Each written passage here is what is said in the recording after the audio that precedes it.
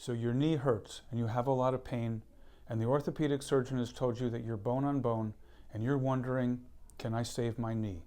Well, there's some fairly straightforward ways and things you can check to determine and help make that decision for yourself. The most important thing isn't pain. The pain actually does not come from the joint. If it does, most of the pain is still not coming from the joint. The most important thing is your preserved range of motion. If you can totally straighten your knee and you can bend it 90 degrees or more, there is no possible way that your joint is actually bone on bone.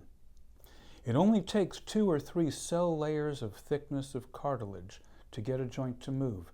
It takes a microscope to see cell layers of cartilage, so you're not going to see that on the x-ray. The bones are going to look really close together.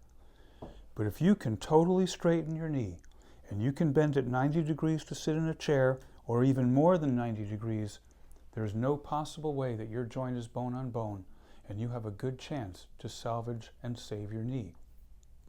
One more thing can make it really difficult: if you have a deformity.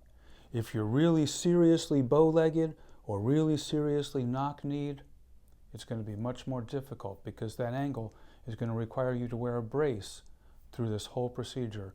And perhaps for you, being more difficult, it might be easier for you to just see the orthopedic surgeon and have the surgery.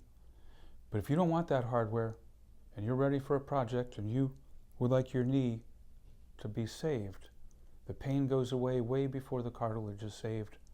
The pain is relatively easy. The cartilage is more of a project. We'll be glad to help. My name is Dr. Hal Blatman. Look us up, www.blatmanhealthandwellness.com. Have a wonderful day.